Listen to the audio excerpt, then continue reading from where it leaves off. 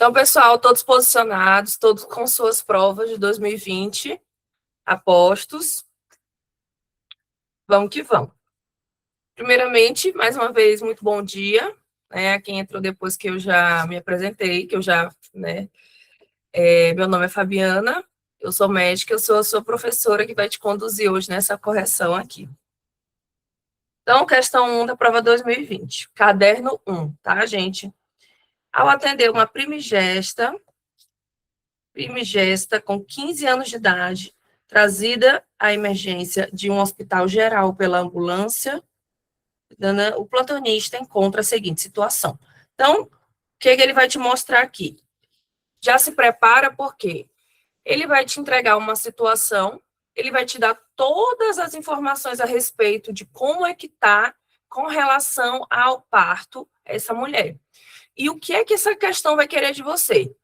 Com certeza ela vai querer que você veja, perceba se essa mulher está favorável ou não ao parto, tá? Isso aqui, para a gente que já está aqui corrigindo algumas questões, a gente já falou um pouco sobre essa situação quando a gente passou ali por algumas questões de partograma, então vamos olhar o que é que ele está dando aqui para a gente. Idade gestacional 36 semanas, ela ainda não está a termo, né? Ela ainda não está a termo. Ela ainda está pré-termo, porém já é um pré-termo tardio, ela não está ali uma prematuridade extrema, 32, 31 semanas. A bolsa está rota, líquido claro, isso aqui até agora é bom. Está com 4 contrações uterinas fortes, isso é ótimo, de 40 segundos, então a gente já vê que isso é um trabalho de parto já, né, que está progredindo, 4 contrações fortes em 5 minutos, então, mais além até do que a gente quer, né, que normalmente são 4 contrações fortes em 10 minutos. De observação, está o colo dilatado 10 centímetros, muito bom, e o feto está em apresentação cefálica, em posição occipitopúbica no plano +1 de Deli, tá? E ele está com a frequência cardíaca 130. Então, com todas essas informações aqui, que o teu enunciado te trouxe, o que é que você precisa perceber? Que está tudo certo, que está tudo normal, que esse parto está progredindo, né, até então. Não está progredindo, mas ele não apresenta nenhuma situação que mostre que ele não está bem ou que ele está parado. Muito pelo contrário, é uma mulher que está tendo 4 contrações fortes em 5 minutos. Então, ela está tendo contrações super eficientes, que serviram tanto para ter uma dilatação de 10 centímetros, que é uma dilatação total, quanto para trazer esse bebê ali até o plano +1 de Deli. O plano +1 de Deli, ele é o plano que, né, a gente considera ali que ainda está no gargalo, tá?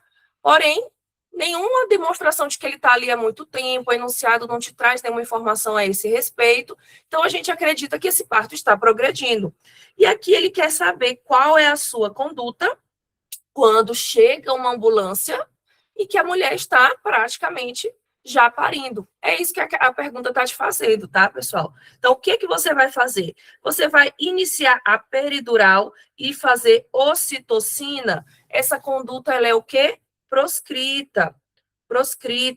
Não se faz ocitocina de rotina, não se faz ocitocina de rotina, a não ser que você observe que esteja ali algum período do parto esteja se prolongando e você não tenha contrações efetivas. Do contrário, a gente não faz ocitocina de rotina.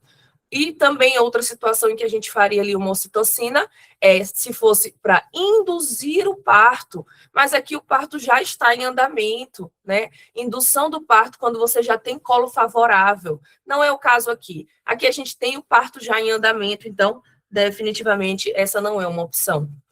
Letra C, requisitar fórceps de alívio para finalizar o parto na própria sala de emergência. Outra situação que estou empregando uma força desnecessária para o meu paciente, né? O fórceps, você vai utilizar ele, também é uma ferramenta que pode te ajudar quando você tem o quê? Quando você tem ali uma paciente que ela está num período expulsivo prolongado, que ela já está totalmente dilatada, quando esse feto ele já está em +2 e ele não está progredindo depois disso, tá? Quando ele não está rotacionando, então nada que me leve a acreditar que seja necessário utilizar o fórceps, apesar de eu ter quase todos os requisitos para utilizar. Lembra que eu preciso ter feto vivo, bolsa rota, preciso ter o que mais? O feto vivo está com a frequência cardíaca dele. Só faltou aqui ele estar em mais de +2 do plano de DELI. Do contrário, ele preenchia quase todos os requisitos. Porém, não era uma situação que demandava a ajuda de um fórceps. Realizar a cesariana de urgência, mesmo sem a presença dos pais para autorização, não tem motivo, né, pessoal? Não tem motivo algum para fazer uma cesariana aqui. Não, a questão, pelo menos o enunciado, não te traz nenhuma situação que necessite disso. Então, conduzir a gestante de maca até o centro obstétrico do mesmo hospital e realizar o parto normal. Aqui é o que você teria que fazer como um socorrista normal, tá bom? Como um plantonista normal. A gente conduz, né? Você faz ali o toque vaginal, você observa qual o plano que está, faz ali as manobras iniciais e percebe que está tudo correndo bem, então você finaliza o seu parto com tranquilidade, tá? Em +1, se a criança ali está em +1 ainda dá tempo de ter ali o período expulsivo. Algumas mulheres, outras vão ter um pouco mais rápido. Mas, de qualquer forma, você bota essa paciente na maca e encaminha ela para você finalizar esse parto tranquilamente, tá? Então, uma questão com um nível já um pouco mais reduzido, né? Vocês viram, se vocês lembrarem daquele áudio que o doutor Álvaro mandou para vocês, ele fala que a sua prova, no geral, ela vai ser composta por muitas questões com esse nível aqui.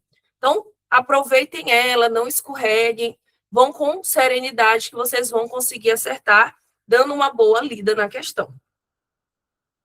Continuando aqui, correta a letra A. Continuando aqui, questão 2, uma mulher com 35 anos de idade que exerce a prostituição. Essa prova aqui, pessoal, vocês vão reparar que ela trouxe vários cenários em que você precisava ler aqui a palavrinha Covid-19, sem, de fato, cobrar sobre a Covid, né? Vocês vão dar uma olhadinha que tem, né? Ela correlaciona questões relacionadas com a pandemia, com a saúde mental, com tudo ali que envolveu.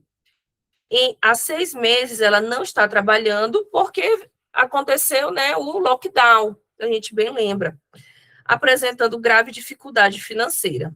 Ao consultar na UBS do bairro, ela se queixa de preocupações excessivas, nervosismo, tremores, palpitações e tonturas. Então, ao que parece, isso é um quadro de ansiedade, né? Ao que parece, ela está sofrendo com um quadrozinho de ansiedade por conta da dificuldade financeira. Aqui, se a gente for olhar os sintomas que ela apresenta, ela não preenche critérios para depressão, ela não preenche critérios de uma crise grave, de crise de pânico, né? Não existe aquela sensação de morte iminente, então ela está tendo quadros de ansiedade, essa paciente. Então, o que a pergunta quer saber de você? Diante de um quadro desse, de ansiedade, que não é de fato, uma emergência, como uma crise de pânico, né? Que não é um quadro de depressão, que vai trazer ali um prejuízo funcional para a paciente. Ele quer saber se você saberia como conduzir as indicações para essa paciente. Então, qual vai ser a conduta adequada do médico da família e comunidade? O que ele vai fazer? Vai investigar o uso de drogas ilícitas e prescrever benzodiazepínico e encaminhar para o psiquiatra. Aqui é aquela situação que você está fazendo, empregando uma força desnecessária para a situação, né? Primeiro, você está já suspeitando de uma situação, porque a sua paciente, né, utiliza ali da prostituição para sobreviver, já está falando, olha, isso é porque você está se drogando, né? E já está também utilizando uma força maior, empregando já um benzodiazepínico, tá?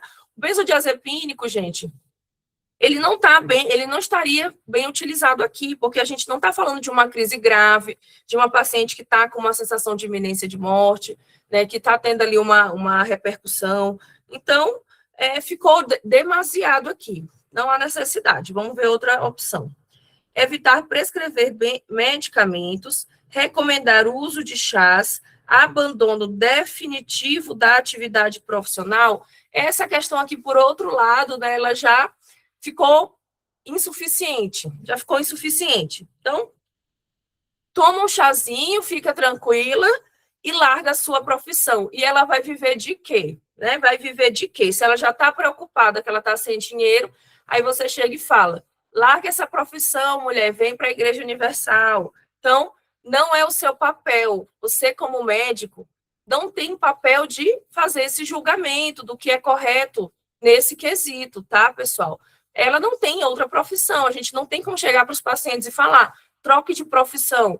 Não é bem assim que funciona, tá? A gente não entra com julgamento nesse quesito. Oferecer escuta ativa. Olha como essa aqui ela já começa bonitinha, né? Para o que o INEP gosta da sua postura ali, de uma postura do médico. Escuta ativa. Tá? Isso aqui, se você vê isso aqui, seu olho já deve brilhar numa questão. Pactuar, plano terapêutico, está ficando cada vez mais bonita a nossa opção, porque um plano terapêutico pactuado com a paciente, como é que é o nome disso? Método clínico centrado na pessoa, tá? Eu não enxergo aquela pessoa como só mais um, eu entendo a realidade dela, eu entendo a percepção dela sobre a situação dela, e quando ela participa das decisões a respeito do tratamento dela, fica mais fácil o quê? A adesão. Então, isso é um plano terapêutico singular. Agendar retorno programado para a UBS. Então, escutar, entender, pactuar e manter ela próxima para estar ali observando o que está acontecendo com essa paciente. Isso aqui está lindo. É isso aqui que o SUS prega, né? Prescrever benzodiazepínico e antidepressivo tricíclico e agendar retorno em 30 dias. Então, aqui seriam utilização de duas medidas desnecessárias. Primeiro que, se você vê prescrição de benzodiazepínico no INEP, você, como médico generalista, você já estranha, porque dificilmente essa vai ser a resposta correta, gente. O benzodiazepínico, salvo situações ali de crise de pânico, que é aquela crise que o paciente acredita que ele vai morrer, você praticamente não tem outras situações para prescrever ele. Porque é uma droga que pode causar vício. Então, a gente evita, como médico, estar prescrevendo benzodiazepínico em situações mais leves, tá? E outro ponto que antidepressivo. Quais os critérios de depressão pelo DSM-5, pessoal? Anedonia, tristeza profunda, perda de interesse pelas atividades do dia a dia, insônia ou dificuldade para se concentrar, desregulação do apetite. Então, a gente vê que essa paciente não preenche critérios para a utilização de antidepressivos. E mesmo que ela tivesse depressão, a gente avalia a depressão para já iniciar com antidepressivos, ela já precisa ser uma depressão pelo menos ali moderada, já causar um prejuízo funcional. Então, não tem nada disso aqui no nosso enunciado. A nossa resposta correta é a mais bonitinha, é a que fala, eu sou a resposta que o SUS quer como de um médico. Então, é a resposta letra C. Vamos continuando. Olha que eu não sei quem falou que essa prova era uma prova muito difícil, mas até agora eu não estou vendo isso.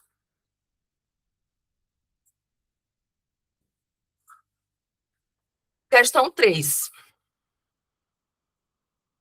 Aqui nós temos uma mulher com 43 anos, com 80 quilos, que sofreu queimadura na perna após uma descarga elétrica há 1 hora. E isso aqui, vocês precisam começar a entender, porque vai fazer diferença na vida de vocês e vai fazer diferença na prova prática de vocês. Eu não quero vocês chegando depois lá na boquinha, faltando 1 semana para a prova prática, e perguntando como é que calcula a queimadura elétrica, se tem um orifício de entrada, um de saída e tem um percurso.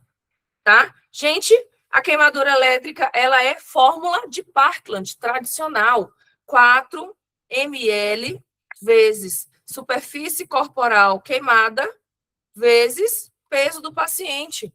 Você não precisa se preocupar com o trajeto feito dentro do corpo. Por quê? Porque essa quantidade de líquido aqui, ela já é calculada demasiada para poder compensar a parte de queimadura que você não vê. Então, você percebe a diferença de uma fórmula de Brook, que é a fórmula de Parkland modificada, que é para queimadura por fogo, que ela é 2 ml vezes superfície corporal queimada vezes peso. A diferença é o dobro de líquido, é o dobro de líquido. É justamente por isso, porque existem queimaduras por dentro quando a gente fala na queimadura por elétrica, que você não vê. Então, você superestima o cálculo. Então, você não precisa se preocupar com o que você não está vendo dentro do paciente. A fórmula já está ali para te ajudar com isso, tá? Durante o atendimento hospitalar, o médico emergencista percebe uma pequena queimadura na face lateral da coxa direita, provavelmente uma queimadura de entrada ou de saída, de cerca de 5 centímetros, e a outra na face lateral do pé do mesmo local. Então, aqui a gente tem entrada e saída da queimadura elétrica, no maléolo cerca de 2 centímetros. Ao realizar o exame físico, os sinais vitais da paciente estão estáveis. Isso é bom. O médico iniciou a hidratação venosa e colocou a sonda para monitorar a diurese da paciente. Notou saída de cerca de 80 ml de urina, um pouco mais escura que a habitual, e solicitou, então, hemograma, dosagem de creatinina, e os resultados estavam normais. Então, o que é que essa questão está te trazendo, gente? Ele te cobrou outro parâmetro com relação à queimadura, que é a diurese, tá? E ali você precisa entender que mais atualizado do que nunca essa questão está, que é no parâmetro da diurese. Então, hoje a fórmula de Parkland, ela não mudou, porém, a administração dela atualizada não é mais 16 mais 8 horas. Não é mais 8 mais 16 horas, tá? Você vai fazer como? Você vai calcular todo o volume para fazer nas primeiras 16 horas. A fórmula é a mesma, tá? Continua 4 e 2. 4 para queimadura. Só que agora você faz tudo nas primeiras 16 horas. E o que é mais importante para você mensurar se você aumenta ou diminui essa quantidade de líquido que está sendo feita é justamente a diurese. Ela virou a nova queridinha dos olhos do ATLS. Então, você mensura a diurese para saber está muito líquido ou está pouco líquido. Aumenta a infusão ou diminui a infusão. Veja, não é aumentar a quantidade de líquido, é aumentar a perfusão. É quanto litro por minuto por hora você está fazendo. Estou entendendo? Então, para isso serve a monitorização do parâmetro da diurese, tá? E aí ele quer saber, o que é que ele está te perguntando? Qual é a quantidade de líquido de diurese que se espera de um paciente com queimadura elétrica? Então, a resposta aqui, ela já está praticamente aqui no seu enunciado, já está praticamente aqui, tá? Pessoal, essa aqui ou você sabia ou você não sabia, não tinha para onde correr, tá? A queimadura, a diurese na queimadura elétrica, que se espera dela é de 100 ml hora no paciente adulto, tá? Ou se a gente for mensurar em crianças, aqui é de pelo menos 100 ml hora, tá? E se a gente for mensurar em crianças, é de 1,5 a 2 ml por quilo, tá? Por quilo. Lembra que em criança tudo é por quilo. Em adulto, você já pode estabelecer ali um alvo. Em pacientes com queimadura de fogo, é de 0,5 a 1 ml. Por que a diferença? Sim, porque olha a diferença da quantidade de líquido que está sendo feito. Além de aqui estar sendo o dobro, a diurese na queimadura elétrica, ela deve ser muito mais minuciosa. Por quê? Porque a queimadura elétrica, como a gente conversou lá no começo, o que é que ela causa? Ela causa queimadura por dentro do paciente. Ela não faz aquele trajeto. Isso causa o quê? Isso causa rabdomiólise. Isso causa rabdomiólise, tá? E a rabdomiólise, ela é nefrotóxica. Então, qualquer alteração no rim deve ser muito bem monitorizado. A gente viu que esse nosso paciente aqui não tem. Por quê? Porque a creatinina está ok. E é o primeiro sinal de lesão renal. Quando tem lesão renal, a gente já tem alteração da creatinina, porque a creatinina é o maior prova ali de função renal, tá? Então, é por isso que aqui a gente mensura uma alta quantidade de diurese para saber se esse rim está realmente funcionando, se não está acontecendo uma injúria renal aguda por uma rabdomiólise, porque é um grande risco que esse paciente sofre. Então, vamos ver aqui qual é a resposta que contempla esses nossos conceitos. A hidratação venosa com ringue lactato, pela fórmula de Parkland, e dá alta para o paciente. Então, aqui a gente não tem essa opção de tratar e já mandar para casa. Por quê? Porque esse paciente de queimadura elétrica, ele precisa ir para um centro de grandes queimados, ser observado, tá? Então, não. Hidratação venosa com soro fisiológico até atingir o débito urinário de 60 a 80 ml hora. Aqui estaria muito pouco. Se você fizer aqui o cálculo de 60 até 80 ml hora, ele estaria mais ou menos no cálculo da queimadura por fogo, tá? Ele estaria na queimadura por fogo, 1 ml quilo peso, ele não tem 80 quilos, ela tem 80 quilos, então não estaria suficiente. Aqui eu preciso de 100 para mais, tá? De 100 para mais. Hidratação venosa com ringue lactato até atingir o débito urinário de 100 a 200 ml a hora. Então, aqui já começa a chegar do que a gente almeja desse paciente. Hidratação venosa com soro fisiológico até atingir o débito urinário de 80 a 100 ml hora e fasciotomia da coxa direita. Então, aqui, 80 ml ainda estaria pouco, porque ele estaria dentro de 1 ml quilo peso, que é a quantidade almejada para o paciente da queimadura de fogo. E outro dado aqui, que não corresponde ao nosso paciente, que é a fasciotomia. A fasciotomia é quando a gente tem qual é o quadro que se resolve com fasciotomia, pessoal? Síndrome compartimental. E em nenhum momento o nosso enunciado traz uma síndrome compartimental, apesar de ser uma complicação que é comum nas queimaduras elétricas, que causam ali uma grande lesão muscular, pode acontecer a síndrome compartimental. A paciente não tem isso, não tem a síndrome compartimental, o paciente vai ter um edema muito doloroso, né? O paciente vai ficar com aquele local bem endurecido, vermelho, e além de tudo, aumento da temperatura por excesso de sangue, e ele vai ter diminuição dos pulsos. Não fala nada a respeito disso aqui, a gente não tem como tratar uma situação que não existe, né? Então, a nossa resposta correta, mais correta, é a letra C. Bora, continuando. Já acorda aqui botando o tico e teco para funcionar. Questão 4. Uma mulher com 18 anos de idade vai ao ambulatório para levar o resultado da análise do líquido ascítico. E aí você já começa a pensar possíveis causas de ascite.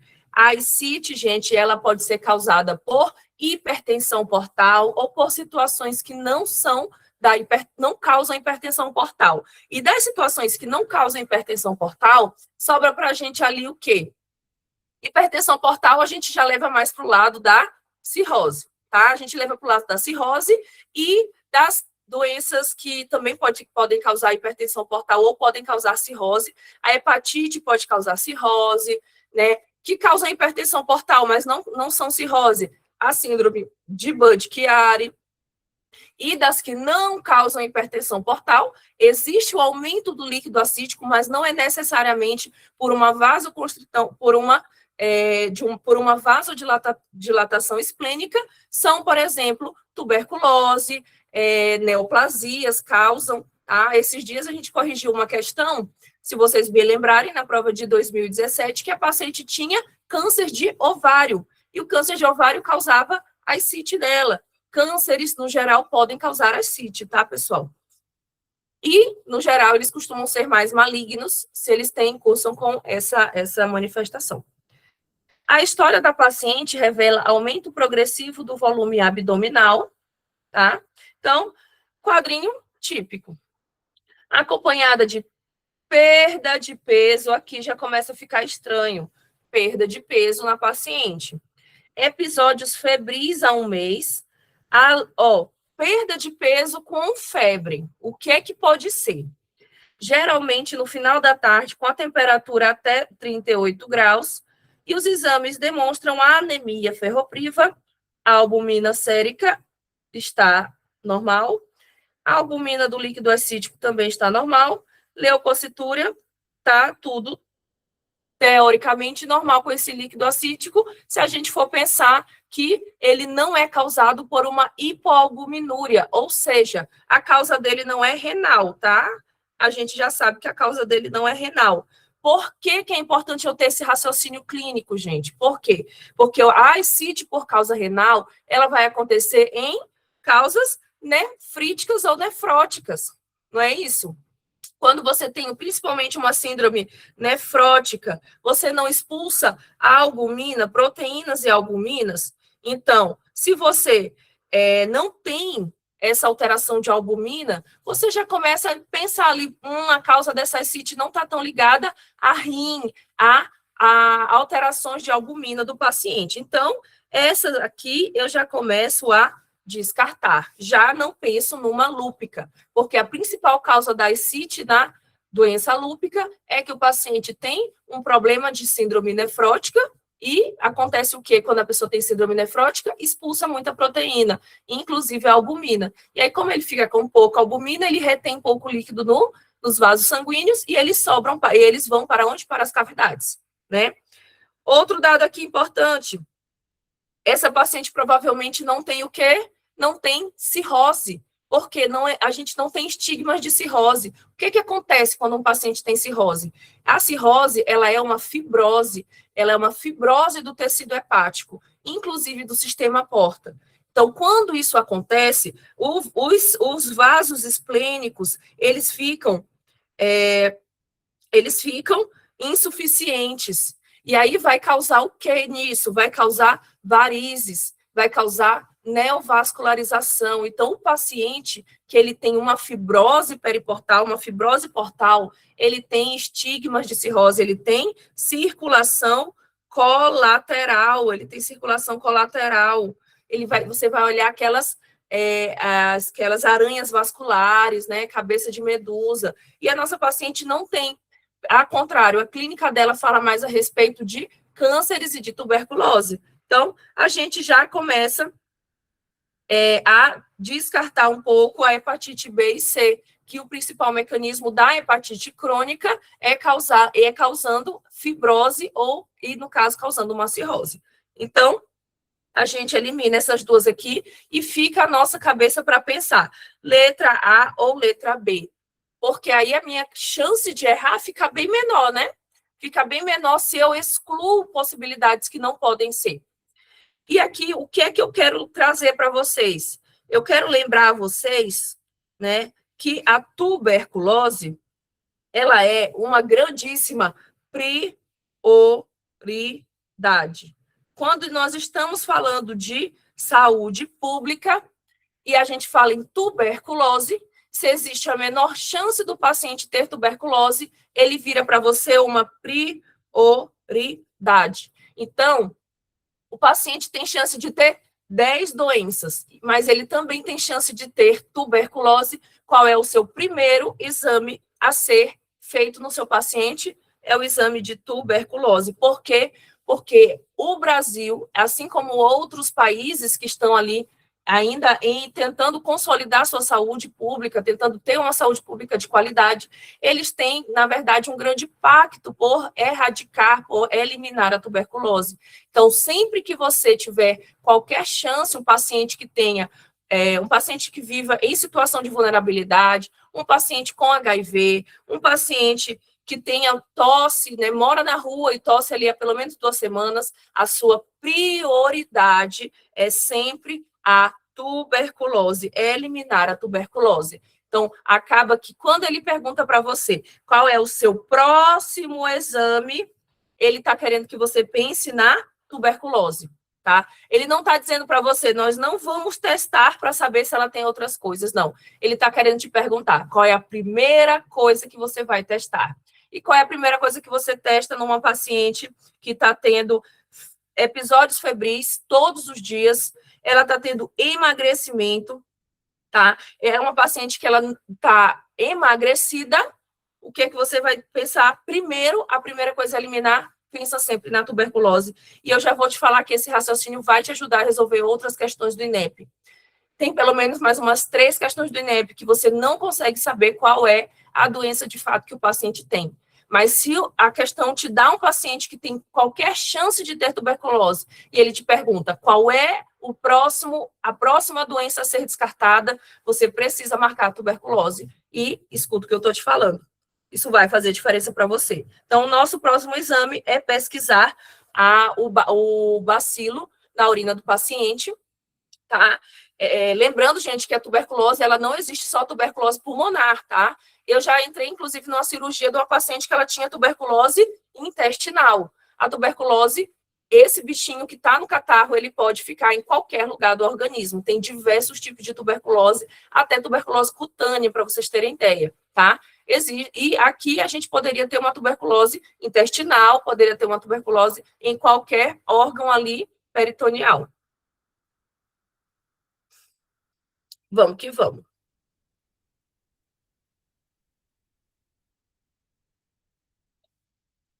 Risquei aqui sem querer. Deixa eu desriscar.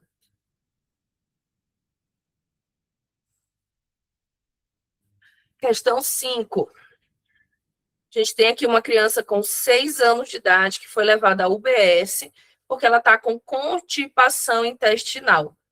Constipação intestinal, tá, gente? Vocês foquem muito bem na idade dessa criança.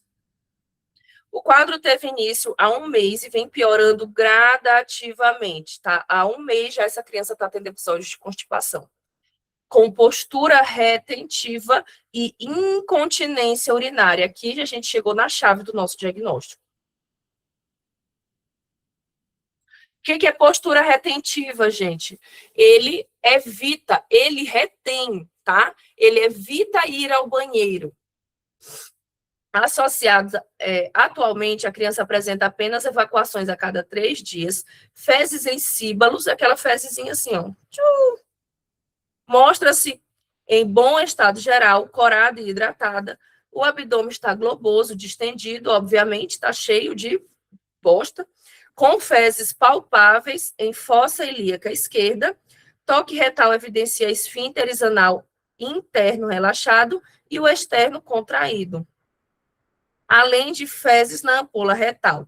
Então, gente, essa questão exigiu de vocês, na verdade, um conhecimento do que é uma situação fisiológica e comum, né? É uma situação que a gente não considera ela patológica. Por quê? Porque ela é comportamental.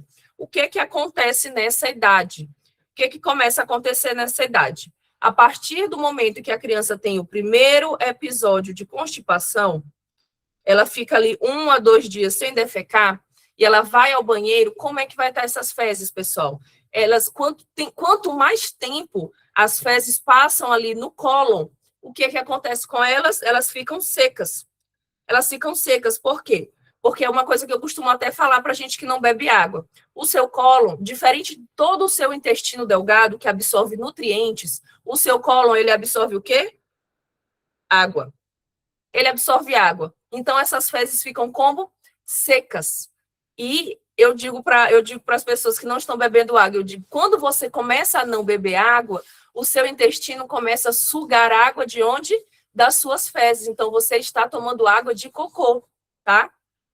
E ali, como é que essas fezes vão ficar? Secas, endurecidas, e na hora que o paciente vai evacuar, ele sente dor, ele pode ter fissuras anais, ardência. Então, quando ele tem esse primeiro episódio, ele é uma criancinha, ele começa a ter medo de ir ao banheiro.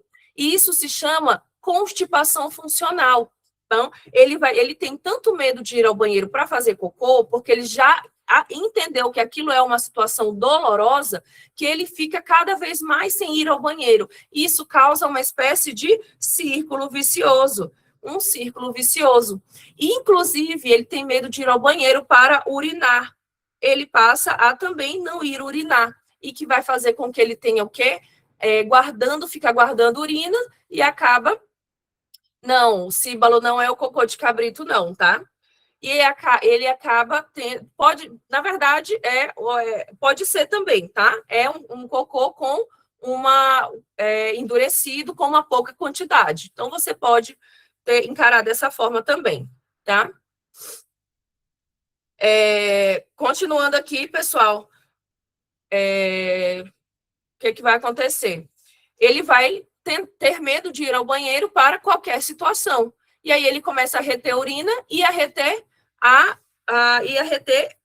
o cocô. E o que vai acontecer com a urina? A urina não tem chance de ficar guardada. Ele vai começar a ter, além de tudo, incontinência urinária, porque ele prende demais, não vai no banheiro e começa a fazer xixi nas calças. Então, esse é um episódio super conhecido na pediatria, tá, gente? A constipação funcional. O toque retal evidencia esfínteres, então, ele quer saber qual é a provável causa. Ele te clínica que te leva a pensar numa constipação funcional. Então, a gangliosose congênita. Gente, a gangliosose congênita é aquela na qual ele não tem... Gente, foquem no que importa, tá? No qual ele não tem gânglios, ele não tem terminações nervosas, né? Em alguma parte do cólon dele. E vai fazer com que ele tenha o quê? Ele tenha fezes explosivas quando ele elimine. Por quê? Se ele tem aqui um cólon, chega bem aqui, esse cólon fica menor, em algum ponto ele vai eliminar fezes. Se você consegue relaxar essa parte do cólon aqui, que está interrompendo essa passagem de fezes, quando elas passarem, ele vai ter episódios de fezes explosivas, tá? Além de tudo, é um problema que ele não desenvolve, ele já nasce. Tanto que a palavra é congênita, então não pode ser, tá? Hipotiroidismo. O hipotiroidismo, de fato, ele retarda a digestão, mas faltam muitos comemorativos aqui, falta protusão lingual, falta hérnia umbilical, então, também não. A alergia alimentar, ela é mais responsável por causar ali o quê? Por causar diarreia, né? Então, também não. O nosso quadro aqui é um quadro clássico de constipação funcional.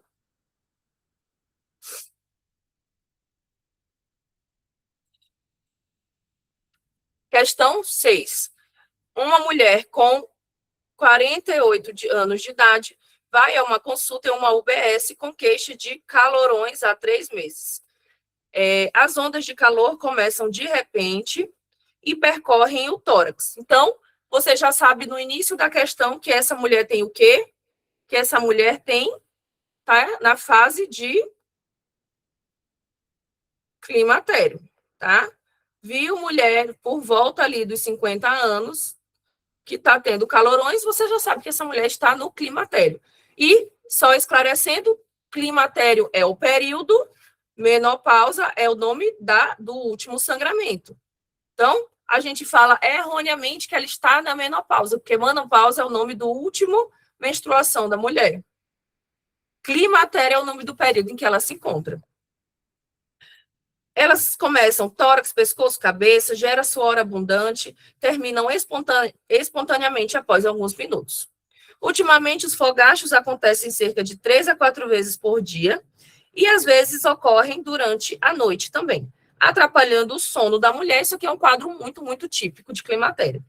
A paciente está ficando cansada, irritada, porque não dorme direito, claro, desde que o sintoma começou.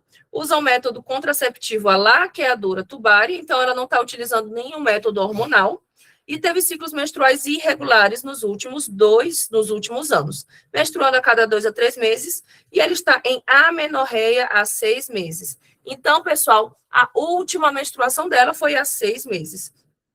Então, ela ainda não teve o que a gente chama de menopausa. Por quê? Porque a menopausa ela precisa ter ocorrido há pelo menos 1 ano para ser considerada uma menopausa. Deseja alguma solução para esses calorões que estão a deixando louca.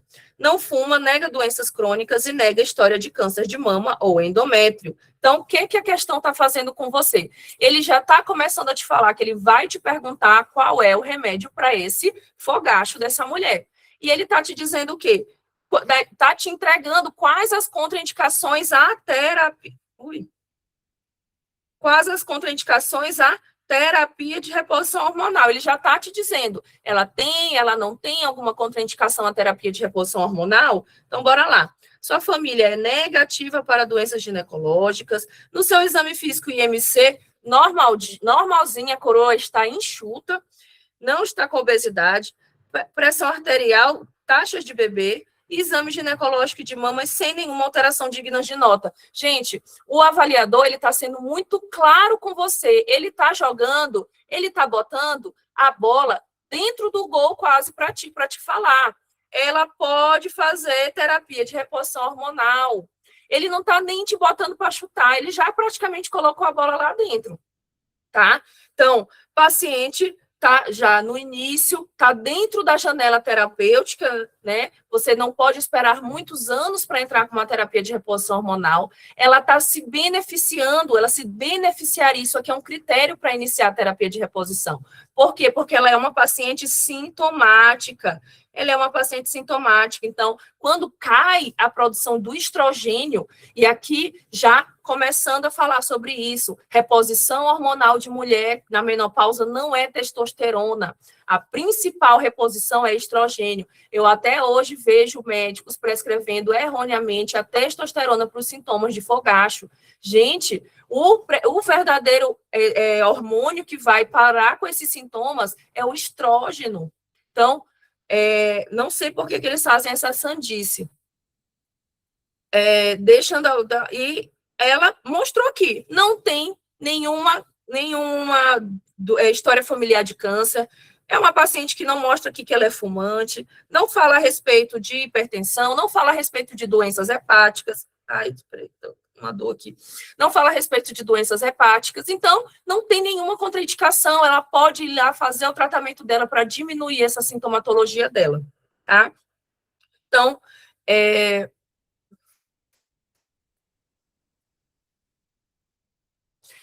Então, considerando os dados clínicos da paciente, assinale a alternativa que apresenta a conduta adequada. Solicitar dosagem de FSH e ultrassonografia, não se solicita dosagem hormonal de rotina. Prescrever inibidor seletivo da recaptação de acetilcolina. Inibidor seletivo de acetilcolina. Que remédio é esse, gente? O nome do remédio é inibidor seletivo de recaptação de serotonina. Ele pode ser indicado. Eles podem sim ser indicados quando você tem uma paciente que não pode utilizar métodos hormonais, tá? E o de serotonina tá tudo errado aqui. E ele ainda fala primeiro, opção terapêutica. Não, não, não e não. Solicitar a dosagem de estradiol não precisa de dosagem hormonal. Não se dosa hormônio no climatério de rotina. Prescrever terapia de reposição hormonal, não temos nenhuma contraindicação, paciente precisa, paciente dentro da janela terapêutica, tá? E ele pode receber terapia combinada, ok? Sem nenhum problema, correta a letra D.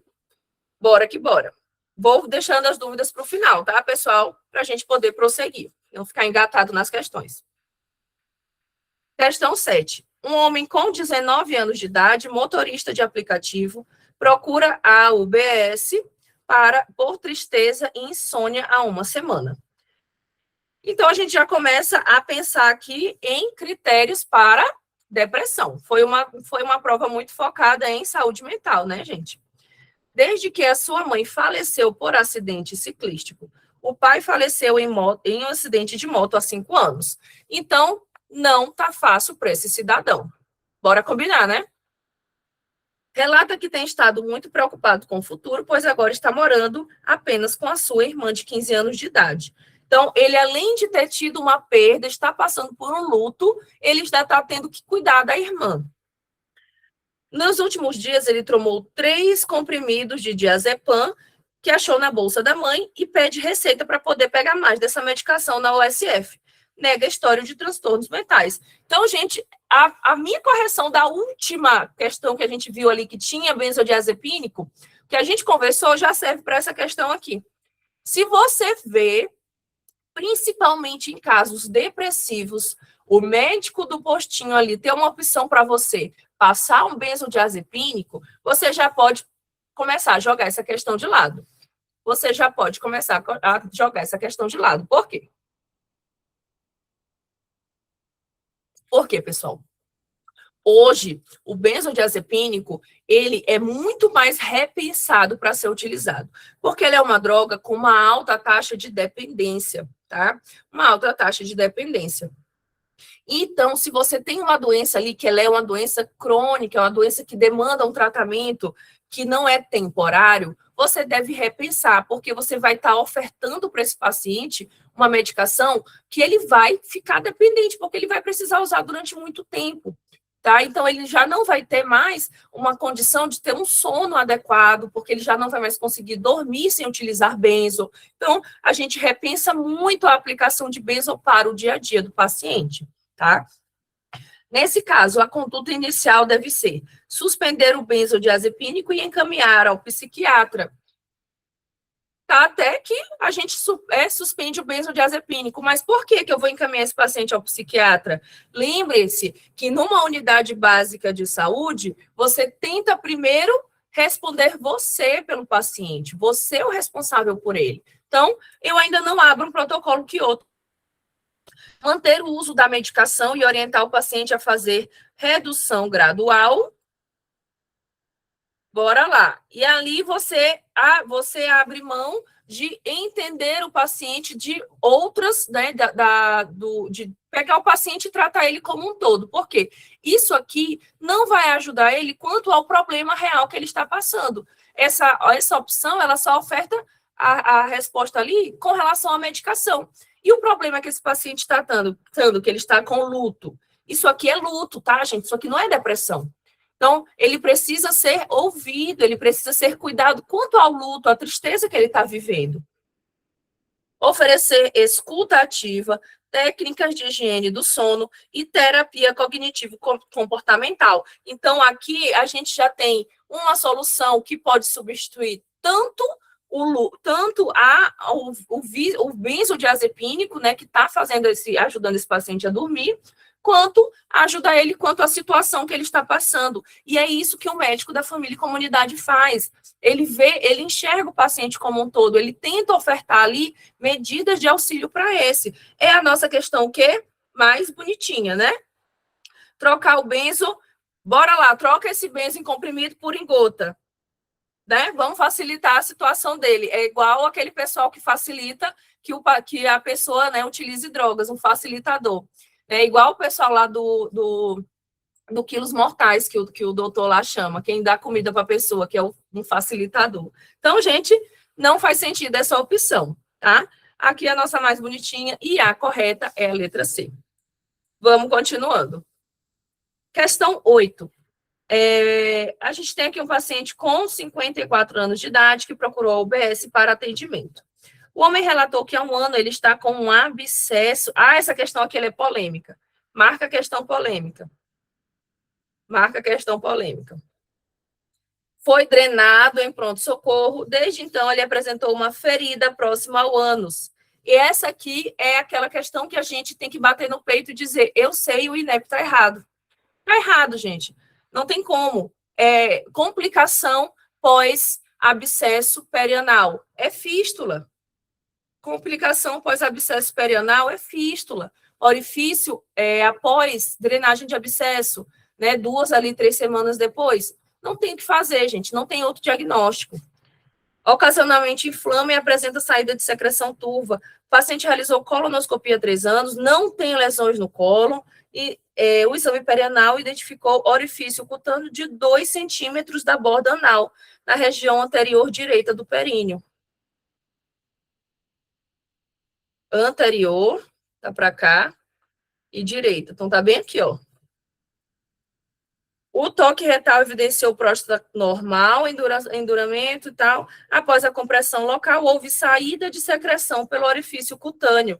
Então, tem um orifício a 2 centímetros que está saindo secreção. Então, meu povo, é uma fístula. Apesar do gabarito dessa prova ter vindo, que se eu não me engano, que era uma fissura crônica, não faz o menor sentido. Não tem clínica de fissura, não tem jeito de fissura. Nessa aqui o INEP errou, tá? INEP errou. não tem o que fazer, tá? A nossa resposta mais correta seria uma fístula perianal, mas o gabarito trouxe a resposta letra D. Então, não tem meia interpretação aqui. O INEP realmente deixou a resposta errada. Isso não acontece só uma vez, tá, gente? Se vocês olharem, tem diversas provas em que eles não quiseram anular, não quiseram trocar o gabarito, ou pior, que no ano de 2024.2, que foi a minha prova, eles trocaram o gabarito por uma opção errada, né? E aí eu quero dizer para vocês que isso pode acontecer uma ou outra questão ali, e isso não vai anular a aprovação de vocês. Tanto aqui no meu ano, teve a questão da sífilis, que eles colocaram que uma mulher sintomática tinha que ser testada para sífilis para iniciar o tratamento. E eu não sei de qual país eles tiraram esse protocolo. Por quê? Porque no Brasil não existe mulher com úlcera, você testar ela antes de iniciar o tratamento para sífilis. Olhou a úlcera indolor, já trata para sífilis. Esse é o protocolo do Ministério da Saúde, tá? Então, a da malária também, eles deixaram errada, e nós tivemos muitos aprovados. Então, eu quero dizer que você está concorrendo ali a 100 pontos, tá? Você está concorrendo a 100 pontos, e você só precisa acertar 60, só precisa acertar 59. Então, não vai ser uma questãozinha que vai te derrubar. Você tem muitas questões para você correr atrás, e não foquem a energia de vocês nessas situações, tá? Vocês têm que sempre pensar, tem muitas outras questões que eu posso acertar. Bora para frente.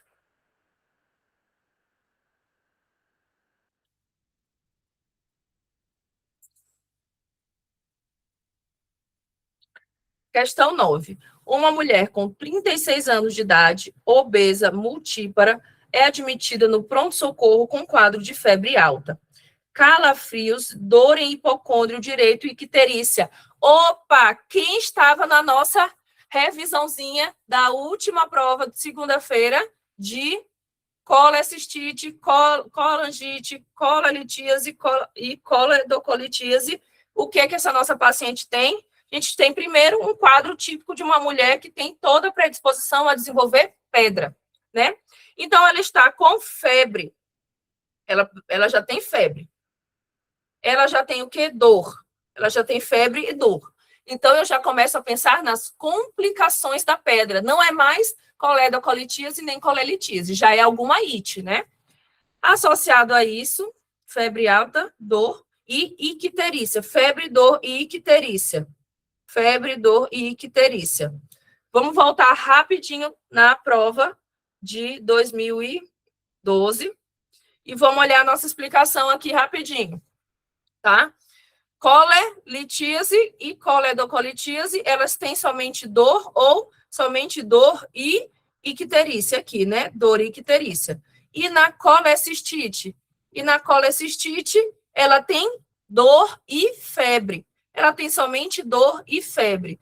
E na colangite, pessoal, ela tem dor, febre e icterícia, ou seja, tríada de Charcot, que é o que a nossa paciente está encontrando, né?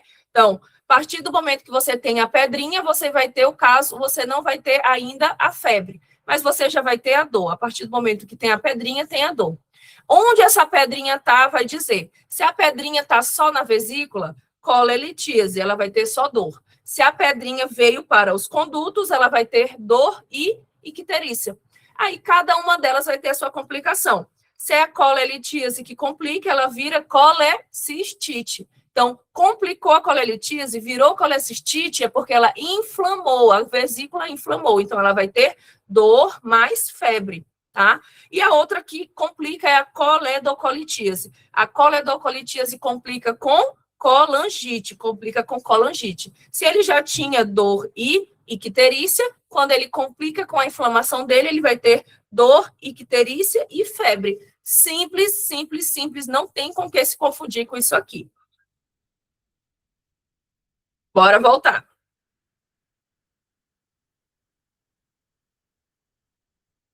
Só que tem mais informações aqui. Ela tem histórico de dor abdominal, chega... Não. Chega essa unidade, encontra-se torporosa. Torporoso. Isso aqui é paciente que está com decaimento do quê? Do nível de consciência. Decaimento do nível de consciência, tá? Ele está com a pressão arterial como hipotensa. Então, mais do que uma tríade, a gente tem uma pêntada. A gente tem uma pêntade de Raynaud. Por quê? Como eu falei para vocês, a paciente da colangite, ela é uma paciente que ela sempre tem infecção bacteriana.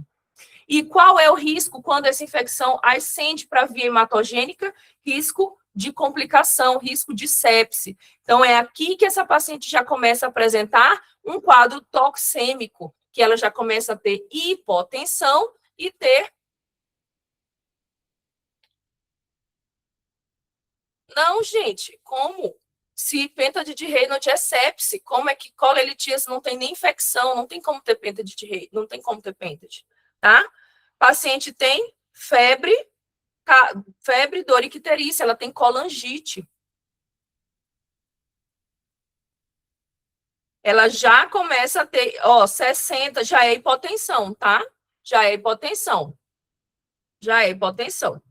Reagindo com faces de dor à compressão do hipocôndrio direito, mas com o sinal de Murphy. Olha, vou valorizar essa pergunta bem aqui, porque olha a pergunta que o Thiago fez. Não é limítrofe? Olha o que você está fazendo, Thiago. Você está inconscientemente brigando com a questão, tá? Olha o que você está fazendo. Ele já te dá uma paciente torporosa e ele te dá uma pressão arterial, mesmo que ela fosse limítrofe, você já deveria derivar o seu raciocínio para hipotensão, tá? Não briga com a questão. Ele está te dando toda a clínica sugestiva de que ela está toxêmica, que ela está séptica, tá? Então, não façam isso, tá? Nada contra você, Thiago, só te trazer dessa luz, tá bom?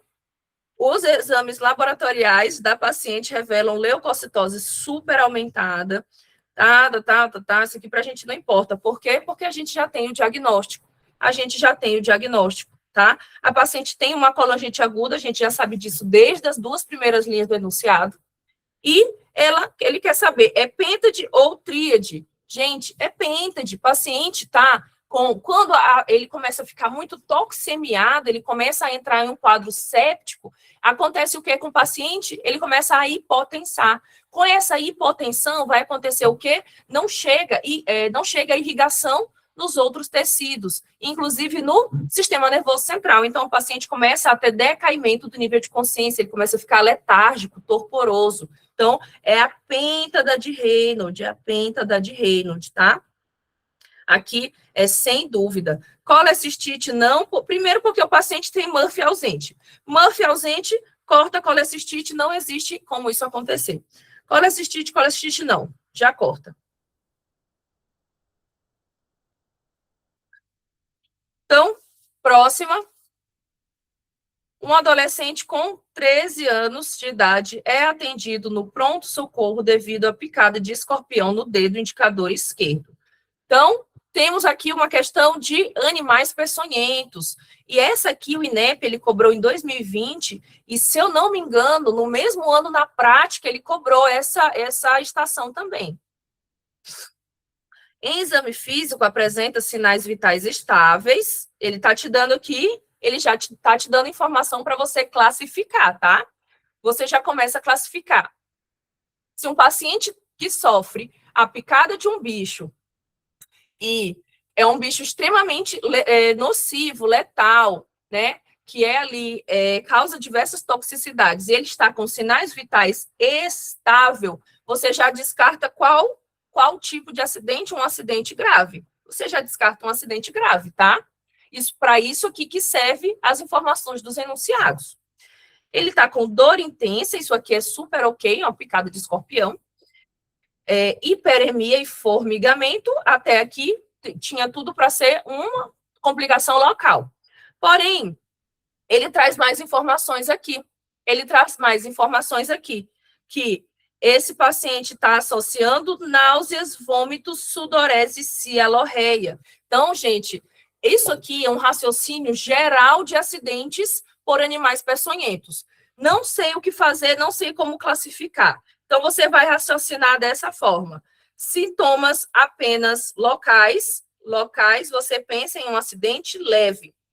Sintomas que já começam a ser sistêmicos, sudorese, dor de cabeça, vômitos, cialorreia, você já pensa em moderado. Se você traz um paciente que ele está com repercussão sistêmica grave, ou seja, ele apresenta cialorreia intensa, hipotensão, né? Ele está ali com um ataque cardíaco intensa. Então, você já pensa num acidente grave. Então, olhando tudo que esse enunciado traz para a gente. Isso aqui é uma regra geral, né? Que para você raciocinar sobre os animais peçonhentos, tá, pessoal? Então, se ele traz um paciente que ele tem, além dos sintomas locais, ele tem sintomas sistêmicos, mas não estão intensos, ele ainda fala assim, discretos. Você tem um acidente, o quê? Moderado, tá? Não se restringiu somente ao local, porém, foi para sintomas sistêmicos, mas não são intensos. Se você tiver esse raciocínio, direcionar o seu raciocínio clínico, você nem precisa ser um grande gênio, um grande mestre, tá? Dos animais peçonhentos. Não precisa ser um contratado da Fiocruz, tá? Então, além do alívio da dor, qual é a conduta recomendada? Observação hospitalar, somente se leve. Ele vai precisar de quê? Ele vai precisar de soro, tá? Soro antiescorpiônico de 4 a 6 ampolas é para acidentes graves. Soro antiescorpiônico de 2 a 3 ampolas, acidente moderado, resposta correta, letra C.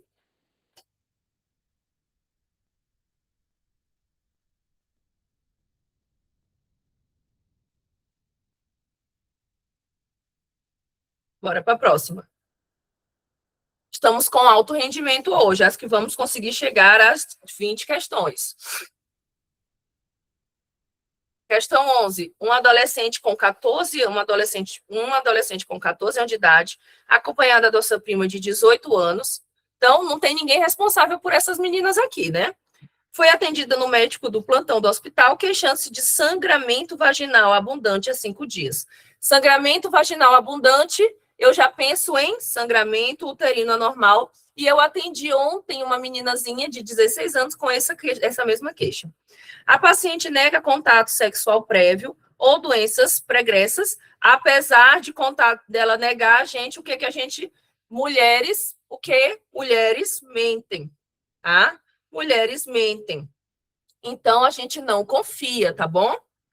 Doenças pregressas e relata menstruações mensais regulares. Então, ela tinha um ciclo normal e ela começou a ter agora esse sangramento uterino anormal. O exame ginecológico revela rotura imenal cicatrizada e pequeno sangramento vaginal no momento do exame. Nessa situação, para diferenciar as causas de sangramento, o exame complementar inicial, esse aqui você matou a pergunta. Aqui você matou a pergunta. Então, já fazendo um raciocínio clínico geral, principal causa de sangramento uterino anormal em adolescentes é a anovulação. É a anovulação, tá? E, inclusive, ontem, quando eu recebi essa paciente, eu estava com um monte de interno na sala comigo, meus interninhos. Aí eu fiz essa mesma pergunta. Qual é a principal causa de sangramento uterino anormal em adolescentes? E ninguém soube me responder. Eu digo, tá vendo? Formados no Brasil, né? A gente que é formado no exterior sabe isso aqui muito melhor. Então, a principal causa, anovulação. Tá, gente? Você deve sempre pensar no sangramento uterino anormal por idades. Em adolescentes, anovulação. Em mulheres ali entre os seus 25, 40 anos, podem ser mais as opções o quê? Relacionadas à estrutura, às causas estruturais, pólipos, miomas, tá? Em mulheres de mais de, ali perto dos 40, 50 anos, você deve pensar em espessamento endometrial, tá? E mulheres de mais de 50 anos pós-menopausadas que apresentam sangramento, que elas não deveriam apresentar, você deve primeiro descartar o quê? Câncer de endométrio, tá? Então, por que a adolescentezinha, a principal causa é a anovulação? Porque ainda não existe maturidade do eixo hipotálamo hipotalâmico. Então, às vezes, tem ali uma excreção excessiva de hormônios estimulantes dos folículos, né? Outras vezes não tem. Então, por isso, elas podem apresentar o sangramento uterino anormal. E aí, agora, partindo para a nossa pergunta de fato, Qual é o primeiro exame a ser feito, gente? Qual é o primeiro exame a ser feito, gente? Um beta-HCG. A gente não fica seriando hormônio de rotina. Isso aqui serve tanto para sangramento uterino normal quanto para climatério. A gente não fica seriando hormônio de rotina. Primeira coisa que você descarta é se essa paciente não estaria, por acaso, gestante. É a primeira coisa. Lembra que mulheres mentem. E fator de von Willebrand, eu estaria desconfiando que a causa desse sangramento, ela é uma causa congênita, uma causa relacionada com a não coagulação do sangue dela, a falta de coagulação. E tem um detalhe aqui, que quando uma paciente tem alteração do fator de von Willebrand, alterações na coagulação, ela não tem ciclos normais, ela começa a ter ciclos alterados desde o primeiro. Então, quando ele fala que ela já tinha ciclos normais, ele descartou essa opção. Então, a nossa opção aqui é o beta-HCG sérico, sem nenhuma ressalva, vão sem medo. O primeiro exame a ser feito numa mulher com sangramento uterino anormal é beta-HCG. E o enunciado, ele vai te jogar um enunciado gigante, ele vai te trazer vários raciocínios, vai tentar te confundir para você marcar outra coisa, para você marcar outra opção. Né? Ele vai te dizer que é endometriose, ele vai tentar te dizer que é o mioma, aí para poder te jogar ali para tu fazer uma ultrassonografia. Só que se ele te pergunta qual é o primeiro exame é sempre o beta-HCG. Bora para a próxima, mais uma questão vencida. Uma mãe leva o seu filho com 2 anos de idade para uma consulta na unidade básica de saúde. 2 aninhos. Relatando que a criança apresenta febre, lesões vesículo-pústulo-crostosas. Como é o nome disso, gente? Vesículas, pústulas e crostas. Essas lesões são o quê? Em diversos estágios. É a catapora, varicela. Olhou vesículo, pústulo, crostosa, varicela. Acabou. Em tronco, há 2 dias. Começa no tronco, né? Ela é crânio-caudal. Segundo o Programa Nacional de Imunização, o calendário de vacinação estava completo somente até os 6 meses. Olha que pais irresponsáveis. Uma criança com 2 anos de idade que só vacinou até os 6 meses. O que é que eles estão pensando da vida, esses irresponsáveis? Olha aí.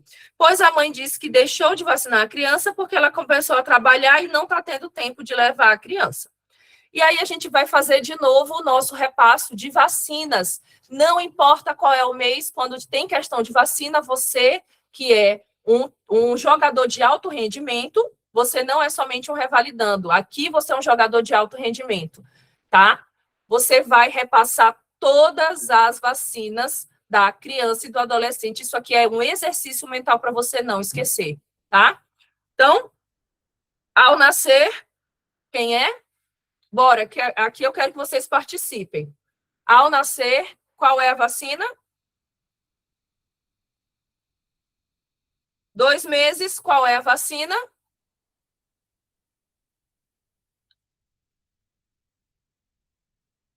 Quatro P's, né?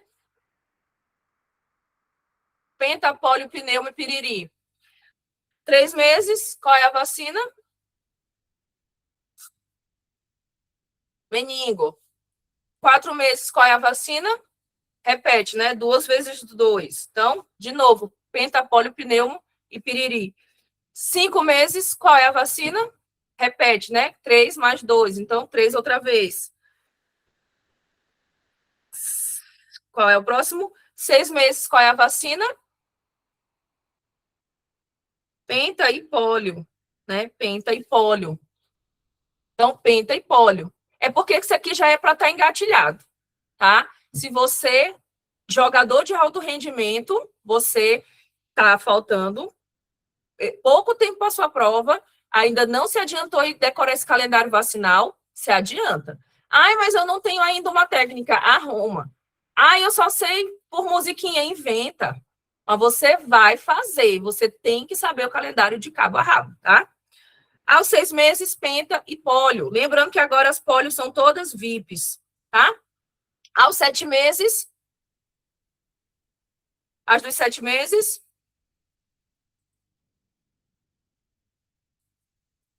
a do 6 meses, ou Voltei. A dos 9 meses, febre amarela. As dos 12 meses,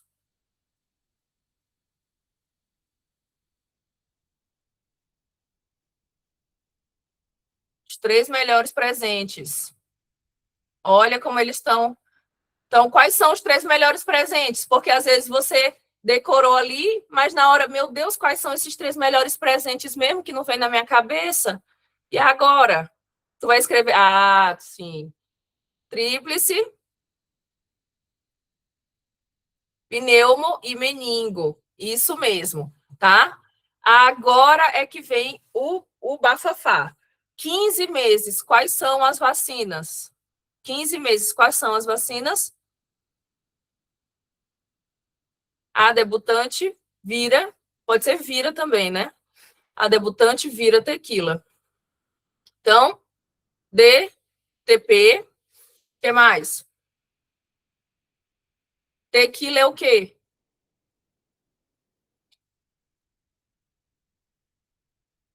Eu decorei como DTPA. Então, pólio, hepatite A, tetra e DTP. Eu decorei assim, DTPA. Então, pessoal, ele quer saber quais são a vacina. Olha como esse examinador aqui ainda é juju.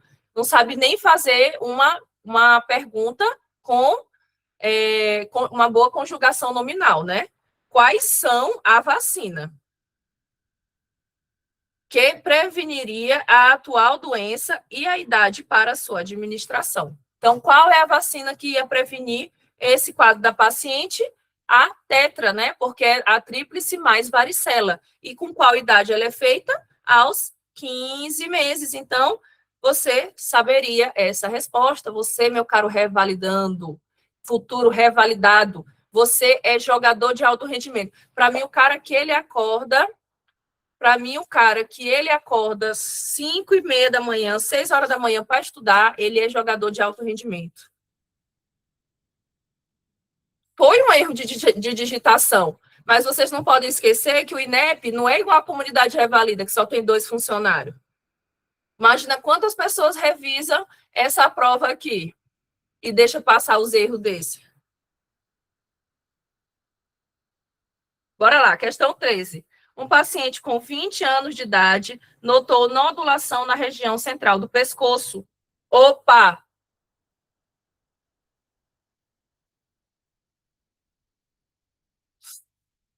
Opa, nodulação no pescoço. O que é a primeira coisa que eu preciso pensar em nódulos tireoides. Nódulos tireoidianos. Vamos falar assim para ficar bonito. Procurou. E quando eu penso em nódulos tireoidianos, gente, o INEP, quando ele me traz aumento da tireoide, como primeiro sintoma, ele quer que você pense em bócio, do hipotireoidismo, ou ele quer que você pense em câncer? Ele quer que você pense em câncer. Porque quando ele te traz uma questão que ele quer que você pense em bócio, a primeira clínica que ele vai te trazer é os sintomas do hipotireoidismo ou do hipertireoidismo. Agora, quando o primeiro que ele te traz é já o aumento do volume, ele já quer te levar para você pensar em câncer de tireoide ou nódulos benignos. Procurou o atendimento médico ambulatorial, no qual foi solicitada a dosagem do hormônio tireoidiano e a ultrassonografia. Correto, tá? Só que aqui ele já fez a punção com agulha fina. Então, ele já pulou uma etapa. Porque qual é a primeira coisa que a gente faz no nódulo tiroidiano? A gente faz ultrassom e dosagem de hormônio, de TSH, somente TSH. Ultrassom para verificar as características, se são de malignidade ou não, e o hormônio para saber se o TSH está diminuído. Somente se TSH diminuído, essa pessoa vai passar por uma cintilografia, porque pode ser que seja um nódulo um nódulo tóxico. O resultado do nódulo de 1 centímetro em lobo esquerdo da tireoide, e já fez aqui a PAF, então ele já tirou um problema nosso. Por quê? Porque na grande maioria das questões ele quer saber se ele tem uma indicação de PAF. Então ele já facilitou para a gente, né, pessoal? Já fez logo a PAF, tirou esse problema das nossas costas. O resultado do nódulo de 1 centímetro em lobo esquerdo e da tireoide hipoecóico, com margens irregulares, sem calcificação. Apesar dele ter trazido que esse nódulo não tem calcificação, vocês lembram das características que a gente já conversou de malignidade? Irregularidade, endurecimento, calcificação, o que mais? Nódulo hipoecóico. Então, aqui pode ser, fica ali, lá e cá, entre um nódulo benigno e maligno. Pode ser que seja maligno. Tem característica de benigno e de maligno. A PAF não conseguiu distinguir entre maligna e benigna. Lembra que lá no Bedesta, quando chegava no 4, é quando ele não conseguia distinguir se era maligna ou benigna. Ele fala assim, pode ser um câncer, mas eu não tenho certeza que é um câncer. É mais ou menos isso, né? Quando a gente tem ali o Bedesta 4. Bedesta 1 inconclusivo, aí vai benigno, e quando chega no 4, ele fica inconclusivo de novo. Mas por quê? Porque ele acredita que pode ser maligno, mas ele não tem dados suficientes para isso, tá? E o resultado, aí o que é que você pode fazer? O que é que você pode fazer quando você tem um Bedesta 4? Se mais informações te levam a pensar em malignidade, você já pode fazer uma lobectomia, tá? Se ele tem muitas informações que te levam a pensar em malignidade e você não quer perder tempo, você já pode ir lá e tirar um pedacinho da tireoide que você acredita que está maligno, faz o histopatológico e já tirou. Ou você pode continuar investigando, que é o que esse paciente fez aqui. Ele fez uma nova investigação, que foi o perfil de expressão gênica. Ele quer saber se o perfil de expressão gênica desse nódulo é um perfil que leva a pensar em malignidade. E indicou suspeita de malignidade. Então, ele quer saber qual é a conduta. Qual é a conduta para esse paciente? E praticamente confirmou o câncer, tá? Então, a conduta médica adequada para esse caso vai ser observar clinicamente? Não, gente, ao contrário ali do câncer de próstata, no câncer de tireoide, a gente não tem a opção da observação, tá? No câncer de próstata leve, com sintomas leves, você ainda pode observar o paciente. Aqui não tem essa opção.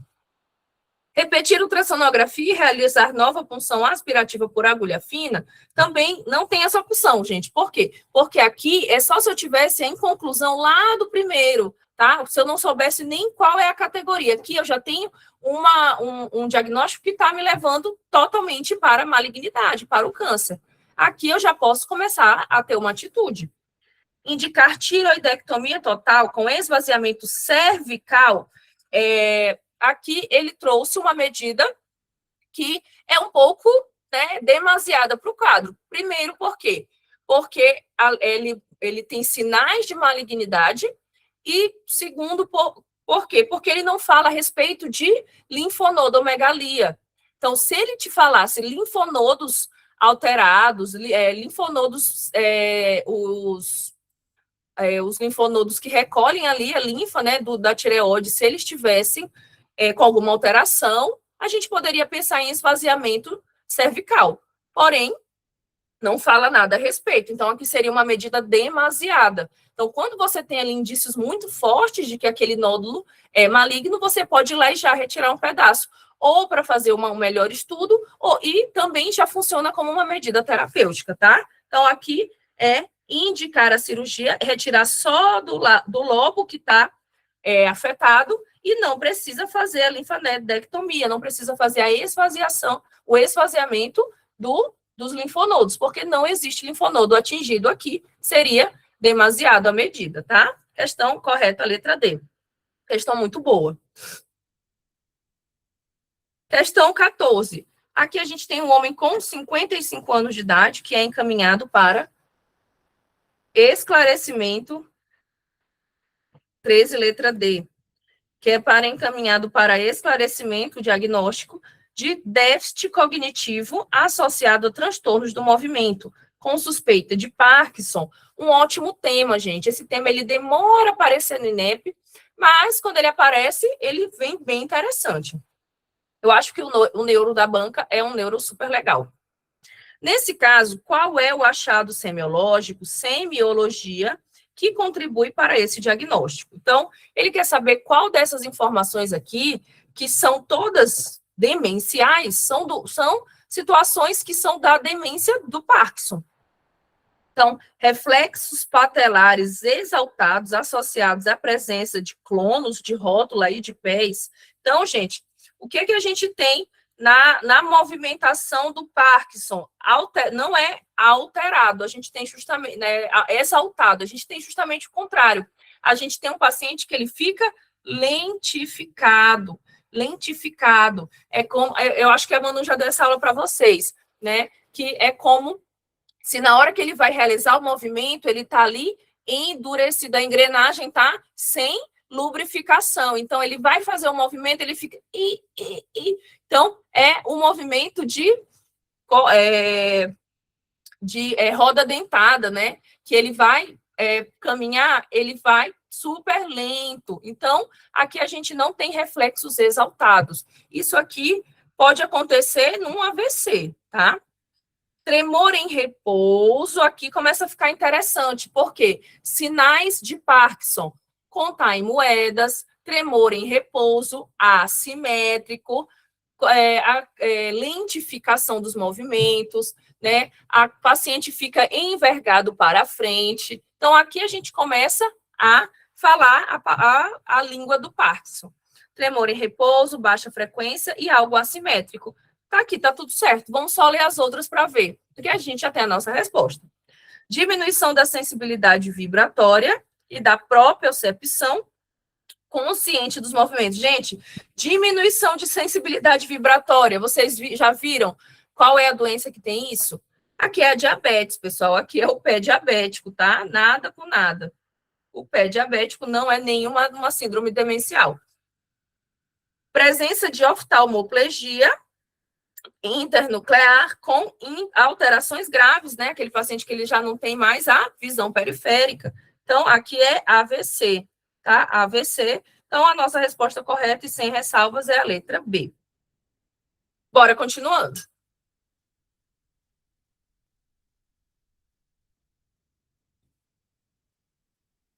Questão 15, a gente tem aqui um adolescente com 11 anos de idade que foi atendido no pronto-socorro. Foi essa prova aqui que me disseram que era uma das provas mais difíceis do INEP.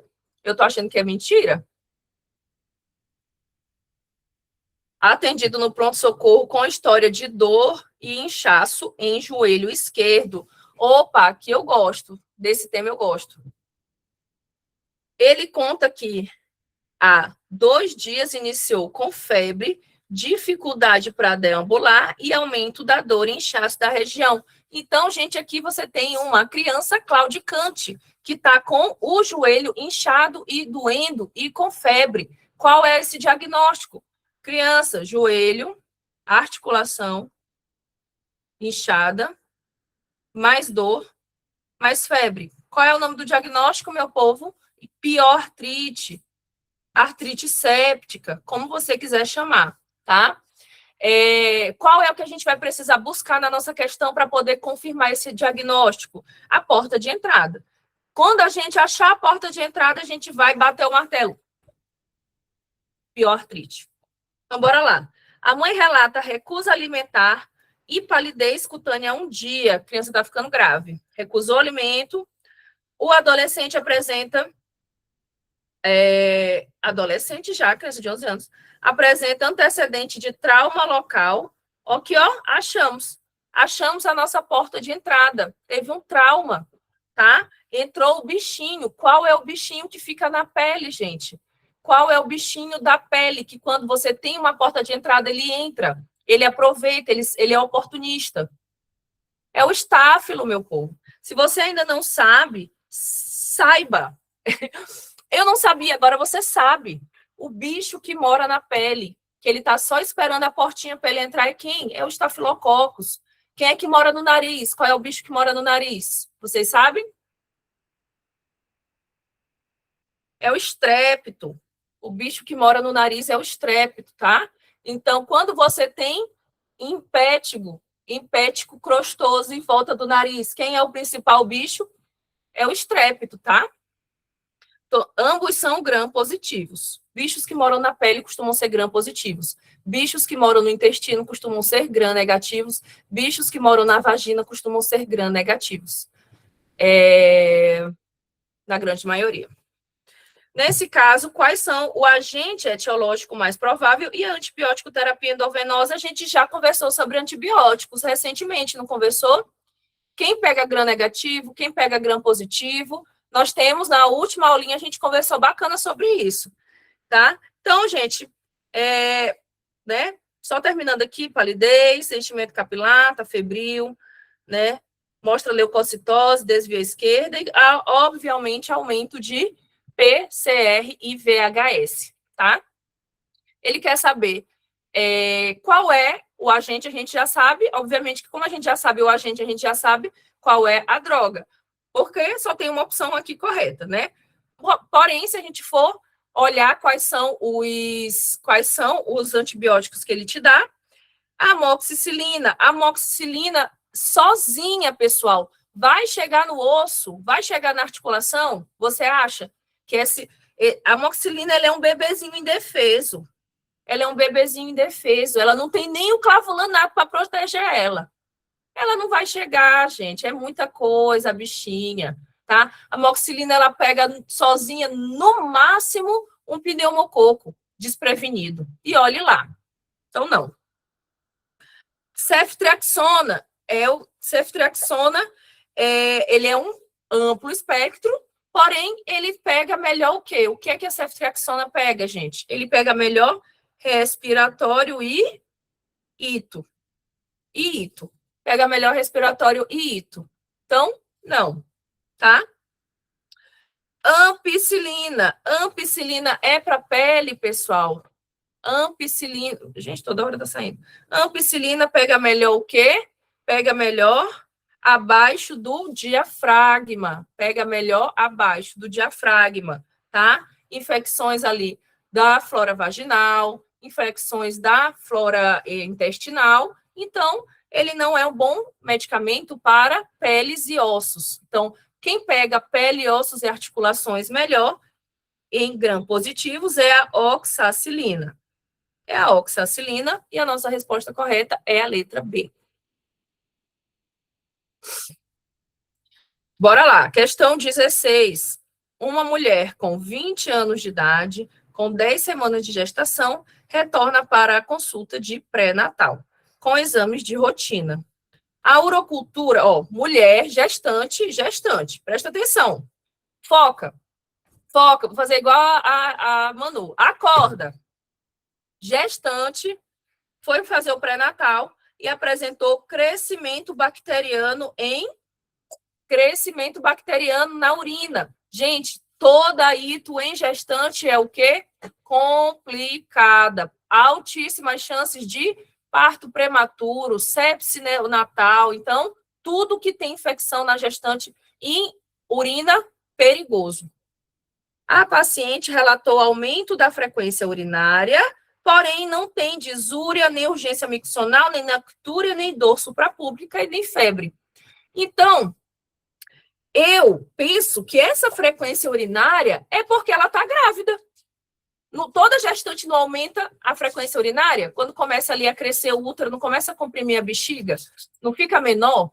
Então, essa frequência urinária não é da infecção, pessoal. Porque ela não tem a disúria, que é o sintoma cardinal da cistite. Então, a gente tem uma bacteriúria assintomática. Bacteriúria assintomática. E o que é importante a gente saber em gestantes? Que toda a ito deve ser tratada, que toda bactéria que seja encontrada deve ser extirpada, justamente pelo risco de parto prematuro, rotura prematura de membranas, tudo isso pode acontecer, tá? Sepse neonatal. Então, nesse caso, o diagnóstico e tratamento não tem sintomas de infecção urinária, vai ser bacteriúria assintomática. Em pessoas normais, eu sempre falo isso, né? Pessoas normais e gestantes. Em pessoas normais, não se trata bacteriúria assintomática. Você não deveria nem estar pedindo exame de urina para paciente que não tem sintoma. Porém, na gestante, a gente pede e a gente trata, tá? Cistite, não, ela não tem sintomas de cistite, viu, pessoal? Ele excluiu aqui a cistite. E essa bacteriúria, qual é o tratamento dela?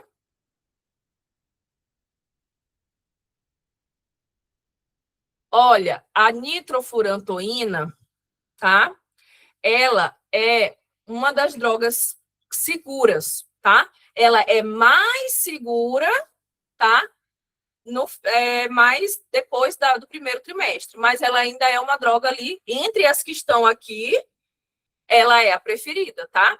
Qual é a primeira linha? Qual é a primeira que a gente pensa aqui para essa paciente? É a cefalexina, tá? A primeira droga que a gente pensa para essa paciente é a cefalexina. A segunda droga é a nitrofurantoína, tá? A segunda é a nitrofurantoína. Mas cipro você não usa de forma alguma, porque vai causar um desenvolvimento ruim das crianças, tá? Então, o bebezinho vai ter ali uma malformação, fissura palatina, tudo enquanto, pode ter. Nesse caso, a nossa resposta é a letra A. Não vão entrar numa luta de boxe com a questão de vocês, tá?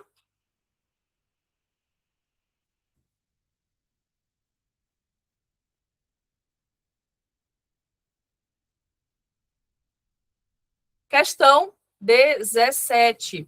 Uma gestante com 18 anos de idade e 32 semanas de gestação realizou tratamento com penicilina benzatina para sífilis. Aqui, gente, se você não sabe, não domina sífilis ainda, é porque você não quer passar no Revalida. Eu dou logo choque de realidade, porque é uma questão que todo ano cai uma ou duas, tu ainda não é o mestre da sífilis, tu não tá querendo passar no Revalida esse ano, tu vai deixar para o próximo, né? Do primeiro trimestre. Não compareceu às consultas de pré-natal porque ficou isolado em casa devido à pandemia da Covid-19. A paciente, então, retornou com o resultado do VDRL com aumento de 2 diluições em relação ao título anterior. O que aconteceu, gente? Aumentou 2 diluições, né? Estava ali 8, aumentou 2, aumentou 16, depois aumentou, foi para 32, né? Então, ela está com sífilis de novo, ela reinfeccionou, ela voltou, né, a apresentar o quadro de infecção por sífilis. Então, qual é a sua conduta depois que você está com isso aqui confirmado? Fazer um novo VDRL? Para quê? Para quê? Vai ficar fazendo... deu um VDRL alterado, vamos fazer mais um. Para quê? Né? Sem sentido. E instituir um tratamento com outro fármaco. Pessoal, aqui é uma situação interessante, porque em pessoas não gestantes, em pessoas normais, você até pode tratar a sífilis com outro fármaco, como, por exemplo, até a doxiciclina. Porém, esses outros fármacos, em pessoas gestantes, não funcionam, porque somente a penicilina faria o tratamento mãe-bebê. Somente a penicilina faria o tratamento mãe-bebê. Então, na gestação, mesmo que a mulher tenha alergia à penicilina, ela precisa dessensibilizar e fazer o tratamento somente com a penicilina. Em pessoas normais, né, não precisa dessensibilizar, ela pode utilizar outros fármacos, tá? Então, aqui na gestante não existe outro fármaco. Repetir o tratamento com penicilina benzatina? Isso, vai fazer de novo. E quantas vezes essa bendita não se tratar direito, nós vamos entrar com a penicilina benzatina para ela. Ah, e se não tratar o parceiro, trata de novo. Voltou, infeccionou de novo, trata de novo, quantas vezes for necessário, tá? Então, encaminhar para o pré-natal de alto risco somente se eu já tivesse alguma indicação de que esse bebê tem ali, né, alguma complicação, algo do tipo, do contrário, não precisa.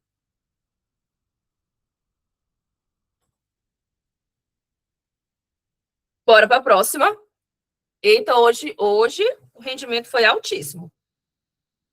Paciente com 23 anos de idade que procurou atendimento na UBS devido ao aparecimento de dor ocular intensa. Opa!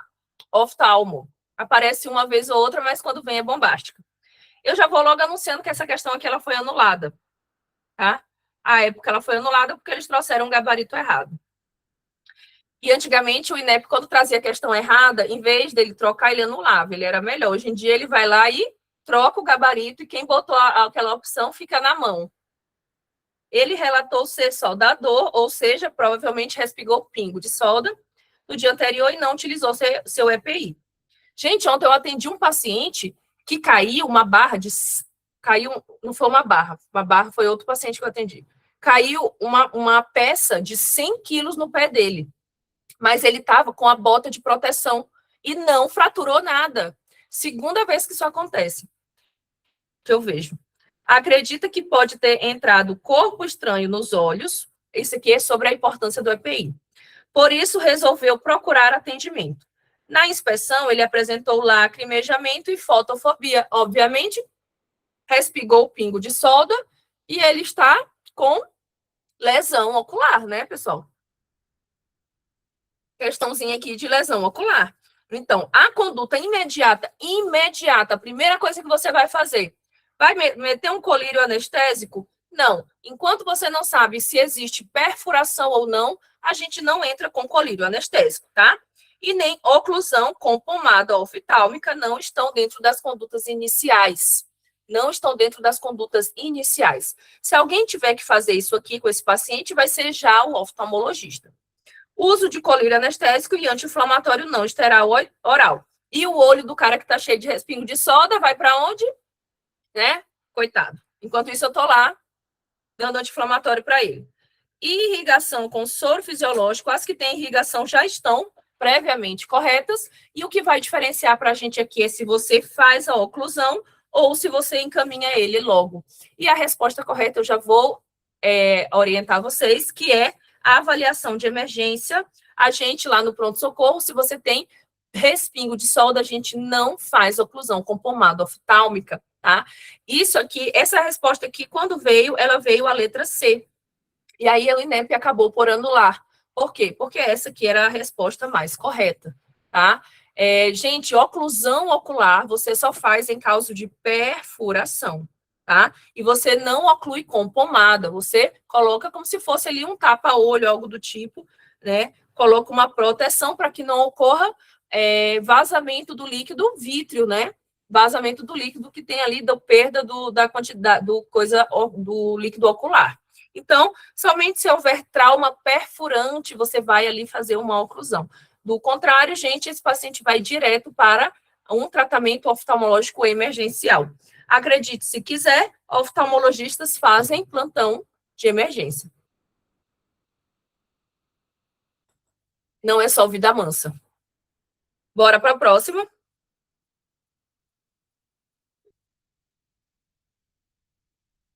Antigamente eu tinha muita vontade de ser oftalmo, porque eu achava que era o médico com a maior vida boa da face da Terra. Bora lá. Um homem com 54 anos de idade, apesar que tem vida boa sim, né? Mas um homem com 54 anos de idade, transplantado renal há 3 meses, apresenta há cerca de 7 dias. Um dos meus, eu contando história, aproveitando que já está finalizando, né? Um dos meus internos, que eu fiz a prova ontem, ele é transplantado renal. E vocês sabem que quando o paciente faz o transplante renal, ele não tira o outro rim, né, pessoal? Ele fica com o rim antigo e o rim novo. Só que ele botou o outro rim e o organismo dele recusou. Então, ele está com 3 rins que não funcionam e ele ainda tem que fazer diálise. Ele apresenta febre elevada, maior a 40 graus, continuando aqui como se nada tivesse acontecendo. Febre elevada, maior a 40 graus, tosse pouco produtiva. Então, bora lá. Clínica. Fez uma cirurgia e apareceu com raciocínio, febre, tosse e dor torácica. Qual é o diagnóstico desse paciente? Pneumonia. Complicações pós-operatórias. Ele procurou o serviço onde realizou o transplante de órgão, sendo observada a presença de febre elevada e ausculta pulmonar com crepitantes, confirmou o nosso diagnóstico. Além de semiologia compatível com derrame pleural esquerda, complicou. O grande escarro não mostrou patógenos, mas alguns polimorfonucleares, obviamente neutrófilos. A tomografia computadorizada realizada no mesmo dia revelou opacidades alveolares, claro, porém, olha aqui, ó, arredondadas. E respondeu bem, e o derrame pleural leve, pode ser que ele já esteja fazendo aqui até abscesso. Com o paciente, respondeu bem a administração, respondeu bem, mantendo bom estado hemodinâmico, o padrão respiratório satisfatório, então ele já melhorou. Ele foi liberado para casa com amoxiclavulanato. Agora me lascou, né?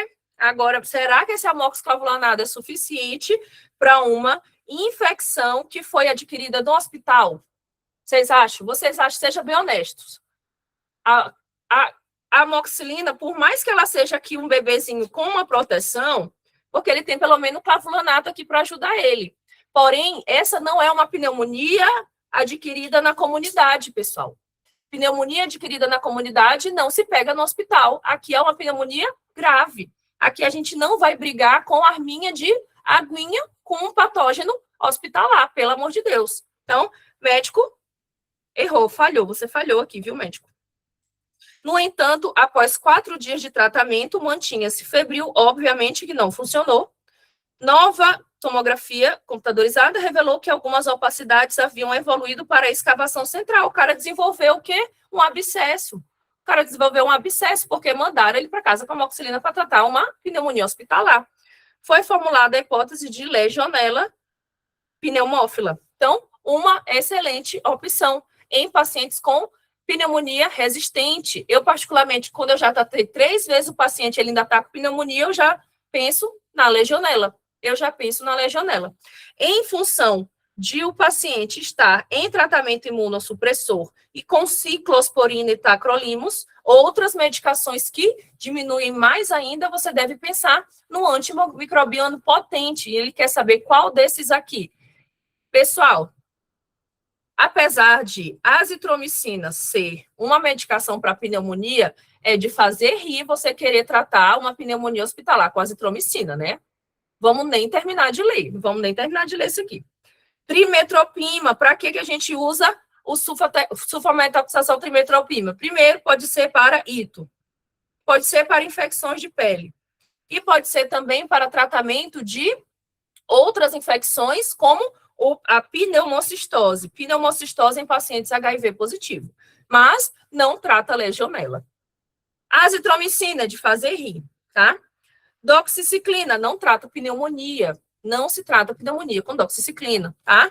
A nossa, e aqui é a medicação indicada, é a nossa quinolona respiratória, trata pneumonia e atinge a legionela, tá? É uma quinolona respiratória, tá? E trata a legionela. Então, pensa levo-legio. Então, levofloxacina é a medicação adequada para tratar a legionela.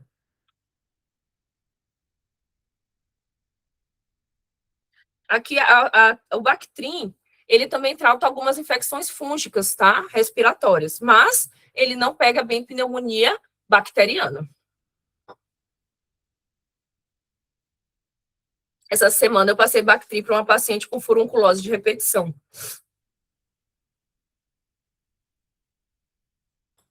Tem alergia à penicilina. Então, bora lá. Um escolar com 9. A última, mas não menos importante, eu acredito que uma das. Olha, gente, quantas questões nós fizemos. Uma prova boa, eu achei essa prova boa de construir, né? A prova está focada, perguntas bem feitas, assim, né? Algumas bem feitas, algumas mais, mas evoluímos bem. Questão 20. Aqui a gente tem um escolar com 9 anos de idade que comparece à consulta médica de rotina, na UBS. O paciente apresenta crises de broncoespasmo recorrente. Top 1 problemas que está acontecendo agora no inverno. Desde os 4 anos de idade, com sintomas diurnos, 3 vezes por semana. Olha ele entregando doce aqui na mão da criança. Olha o que ele está dizendo. Delícia, delícia. Sintomas, delícia. Despertar noturno, limitação das atividades diárias, sintomas diurnos e alívio, se usa medicação de alívio. Então, mnemônico dos sintomas, delícia. Então, essa criança aqui está uma delícia, né? Por quê? Ela tem sintomas diurnos, 3 por semana, tá? E tem despertar noturno, 1 despertar noturno. Então, é uma criança que eu já posso dizer que ela não está controlada. Por quê? Como é que funciona? A pergunta que você vai fazer para o seu paciente? Despertar noturno sempre, 2 vezes por semana e despertar noturno. Como é a pergunta que você faz para o seu paciente? Quantas delícias você teve no último semana? Quantas delícias por semana você teve no último mês? Repete, essa é a pergunta, tá? Quantas delícias por semana você teve no último mês? Então, quantas por semana? Então, ele precisa ter mais de uma ou uma na semana, não é por mês, tá, pessoal? Não confundam parafundas com furabundas. Então, ele teve na semana três sintomas diurnos e ainda teve despertar noturno. E também precisou utilizar a medicação de alívio. Então, ele teve 3 delícias por semana no último mês. Eu não tenho dúvida de que essa asma não está controlada, tá, gente? Para sintomas diurnos e medicação de alívio, eu preciso ter pelo menos 3 episódios. Para despertar noturno e limitação das atividades, somente um por semana, só DELI, uma DELI por semana já configura mau controle. 3 CIAs por semana já configura mau controle, tá? Ela não consegue realizar atividades comuns da infância, limitações das atividades diárias, como correr com seus amigos. Refere controle ambiental adequado. Se ela está fazendo controle ambiental, ela está lá, está tirando mofo, ácaro, cachorro, gato de dentro de casa, tá? Há 4 meses, e faz uso de corticoide inalatório em dose baixa, a gente vai precisar subir um step. Ela está fazendo uso de corticoide em dose baixa e não está funcionando. Nós vamos subir um step, não está controlando. Gente, esse raciocínio aqui é clínico, não se confundam. Isso mesmo, DELI é mais grave que o CIA, tá? O DELI, ele é mais grave, então você não precisa nem ter 3. Você tendo qualquer um, já é mau controle. Ao exame físico, apresenta-se em bom estado geral, corado, e possui auscultas cardíacas. O que ele está dizendo para você aqui? Não é uma crise asmática, é um paciente com asma não controlada. Qual é a classificação da asma? Parcialmente, não. Ele atingiu aqui todos os critérios. Limitação de atividades, toda a delícia está com ele. É uma asma não controlada, tá? E aqui, o que é que você vai precisar fazer? Uso de corticoide oral, aí é para acabar com o piqui do Goiás. Imagina tu ficar mandando essa criança para casa para ficar utilizando todo o tempo só corticoide oral. O que é que ele vai desenvolver? Uma síndrome de Cushing, porque é uma doença crônica. Então, ele não pode ficar utilizando só corticoide oral. O corticoide utilizado aqui, que vai desinflamar as vias aéreas respiratórias, é o corticoide inalatório. Então, questão muito boa, questão muito maravilhosa para vocês pensarem na asma. Bem feito, eu gostei dessa. Eu gostei. Tá? Então, gente, finalizamos com a 20. Achei o nosso rendimento hoje muito, muito bom, tá? Questões boas. Deu para a gente falar um pouquinho sobre cada tema. Vou dar uma olhadinha agora nas dúvidas, tá?